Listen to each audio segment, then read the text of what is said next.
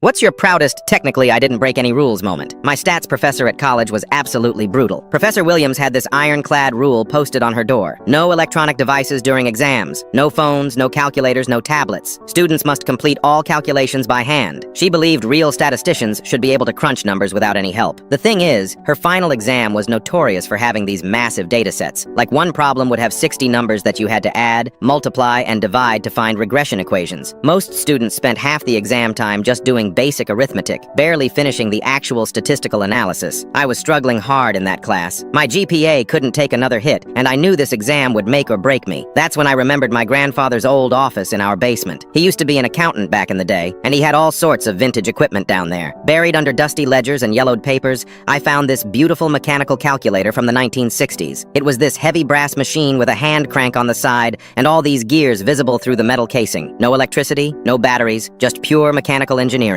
I spent a week learning how to use it, practicing multiplication and division problems until I could work it smoothly. Exam day came, and I walked into the classroom carrying this 20-pound antique in a canvas bag. When I pulled it out and set it on my desk, everyone turned to stare. The thing looked like something from a museum. Professor Williams walked over, frowning at the contraption. "What exactly is that?" she asked, flipping through her rule sheet. "It's a mechanical calculator, ma'am. No electronics, just gears and a hand crank." She studied the rules again, clearly annoyed but unable to find anything that banned it. "Fine," she said through gritted teeth. "Proceed." The exam started, and I tackled the first problem. While everyone else was scribbling frantically, trying to add 57 numbers by hand, I was cranking away. The machine made this satisfying clack, clack, clack sound with each turn, like an old printing press. Within 30 seconds, I had the sum. Another few cranks gave me the product. The whole regression equation that should have taken 40 minutes was done in under 5. The sound started getting to people. Every few minutes, you'd hear that mechanical clacking echoing through the silent room. Students kept glancing over, their faces getting more frustrated as they realized I was flying through problems that were eating up their time. By the halfway point, I'd finished every calculation-heavy problem on the exam. I had so much extra time that I went back and double-checked everything, then triple-checked my statistical interpretations. Meanwhile, students around me were still struggling with the arithmetic from problem 2. One guy actually raised his hand and complained to Professor Williams. "This isn't fair," he whispered. "He's using a machine." She looked at me, cranking away, then back at her rules. "It's not electronic," she said flatly. "It's allowed." When time was called, half the class looked like they'd been hit by a truck. I calmly packed up my antique calculator and walked out feeling confident for the first time all semester. Grades came back a week later. I scored a 94%, the highest in the class. A few students tried to file complaints with the dean, but Professor Williams backed me up. "The rule specifically states no electronic devices," she told them. "Mr. Davis used a mechanical one. He followed the rules exactly." Next semester's syllabus had a new line added: "No electronic or mechanical calculation devices permitted during examinations." She'd learned her lesson, but it was too late for me. I'd already graduated.